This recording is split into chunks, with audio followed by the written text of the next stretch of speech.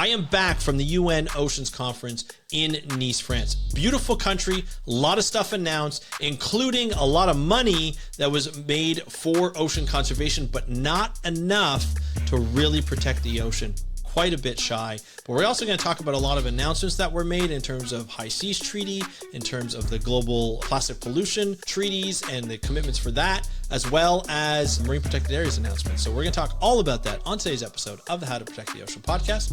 Let's start the show.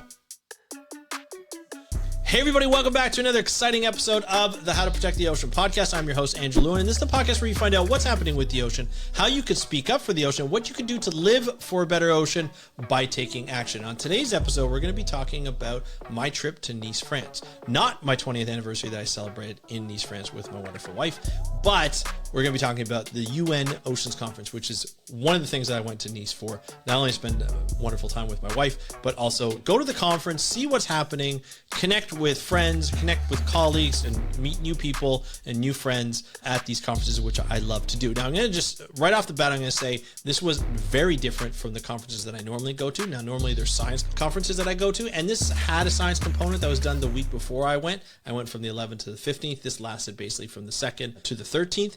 But there was a lot of stuff that was said. There was a lot of stuff done, and it was a little bit different in terms that normally when you go to a conference that I normally go to, it's at one hotel. Either you stay in that hotel or you just walk to it from a different Airbnb or a hotel, and you spend most of the time in different rooms and sessions, in workshops, speaking with people, connecting with individuals and friends and colleagues and so forth, maybe potentially collaborating on new projects. And when you talk with that, you network. This was a little bit different. Not the networking part. There was a lot of that, but the way everything was dispersed across the city was a little bit hectic. There was a blue zone, which all the delegations were there, like all the government delegations, and the big announcements were done, which I'll talk about in just a sec. And then there was a green zone, which was open to the public. This has never happened before. This is the third time this conference is done. It never happened before in Barcelona, so this was cool that they opened it to the public. There was drawings for kids. We could talk about startups. We talked about fishing. We talked about everything. There was little presentations going around, but it was really cool. I'll show some B-roll from some of the pictures and videos that I took. The city of Nice is absolutely gorgeous. There's a lot of water there to remind you to connect to the water.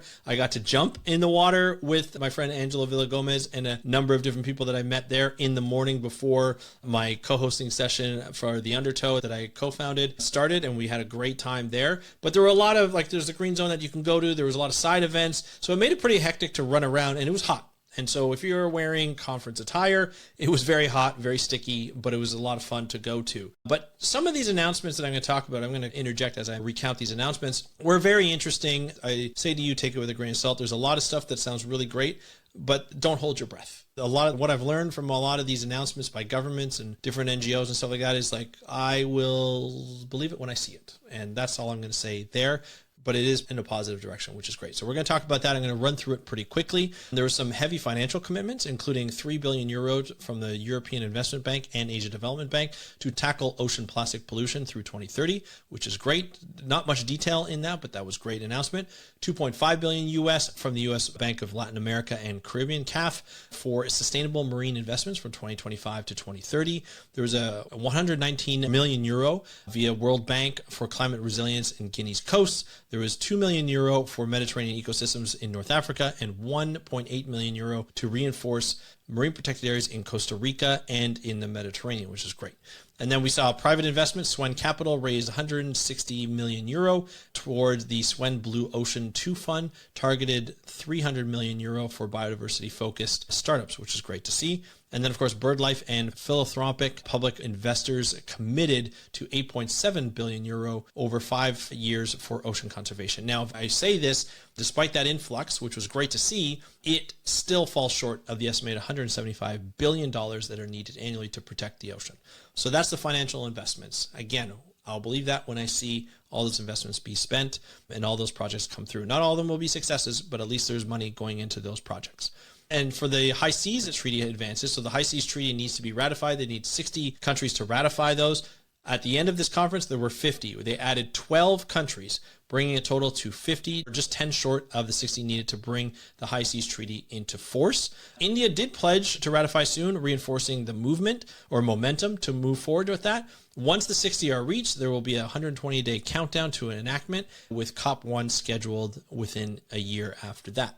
The new marine protected areas and 30 by 30 progress. The Nice Declaration reaffirmed support for 30 by 30, the target, marking progress from 8% to over 10% ocean protection. France, Costa Rica, Cabo Verde, and others announced new marine protected areas, including French Polynesia's $5 million square kilometer sanctuary, the world's largest MPA. When I say this, though, take it with a grain of salt. Some of these MPAs still allow fishing activities like trawling into it.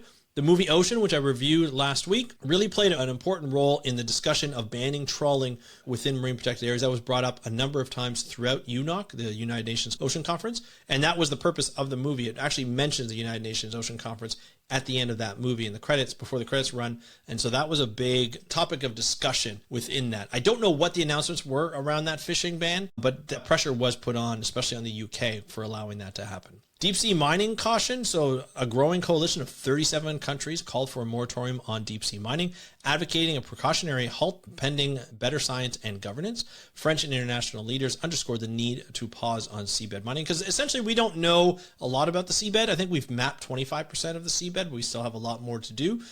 And we just don't know what we're going to screw up. And we're really good at screwing things up. So that's something that we have to be careful of.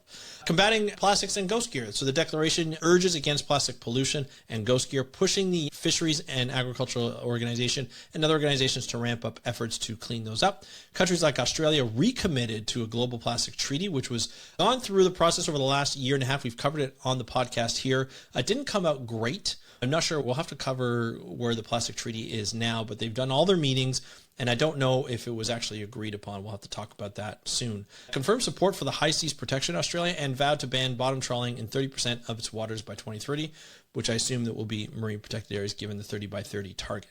Improving ocean governance and finance. So investors voice concerns that unclear regulations and weak ocean data are limiting the private sector involvement. Take that with a grain of salt, because usually it's the private investors and private sector that are causing a lot of the problems. I'd love to see more investment from the private sector and getting them to help clear up these regulations. But a lot of times it's usually private sector that's working against these regulations. So that's an interesting comment by some of the people who were talking about these are the big announcements. These investors call for stronger governance, which is absolutely needed. Subsidy reform, which is absolutely needed. A lot of subsidies in terms of money goes towards fishing subsidies. And more transparent frameworks to mobilize private capital. Now, just to go back to the subsidies, what I meant by fishing subsidies is giving it to the big industries, not the artisanal fishers. It's the big industries that usually get a lot of the subsidies and usually are the biggest problems. Political declaration and momentum. So now the Nice Ocean Action Plan includes a political declaration and over 800 plus voluntary commitments from governments, UN agencies, scientists, and NGOs. UN Secretary General Guterres, I think that's how you pronounce the name, stressed the shift from plunder to protection, which is obvious. We need that shift, urging world leaders to protect at least 30% of their oceans by 2030. Will that happen? It doesn't look like it's likely. I'm hopeful that it will get close. Hopefully there'll be a big push, but what we worry about is a big push at the end. It means marine protected areas are just being declared for the sake of declaring them so that countries meet their 30 by 30 target. But it doesn't mean that MPA is going to work. It's not going to be a paper MPA. It's got to be a proper MPA. It's got to work. It's got to be enforced. It's got to be managed properly, and it's got to be done well. So bottom line is the Nice conference achieved major boosts in financing, conservation targets, and treaty progress, but funding gaps still remain. And the scientists warned that the political declaration doesn't fully address damaging practices like harmful fishing, underwater noise, and the climate role of marine species. Still, global ambition is stronger, and with the High Seas Treaty nearing ratification, the world may finally be heading toward legally binding international ocean protection, which will be nice to see. I just don't know if that's going to happen. So we're going to have to see if that happens. But the biggest thing that you can do is talk to your government representative to say how important these announcements are and how important it is for the government to be transparent in their commitments if they committed during UNOC. So find out if your country's committed.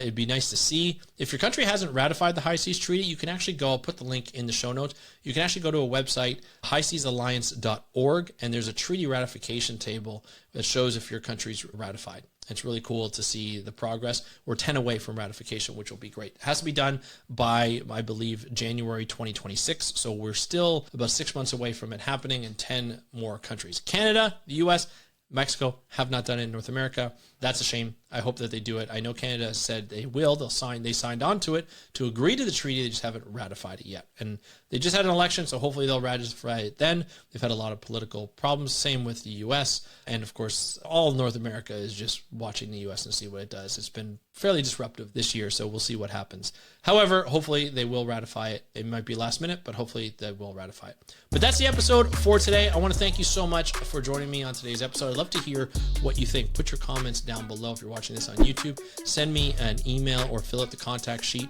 if you wanted to get a hold of me. If you're listening to this audio, you go to speakupforblue.com/contact. Goes right to my, fill out the form, goes right to my email. I'd love to hear your thoughts. Or you can DM me on Instagram at How to Protect the Ocean. That's at How to Protect the Ocean. I want to thank you so much for joining me on today's episode of the How to Protect the Ocean podcast. Have a great day. We'll talk to you next time, and happy conservation.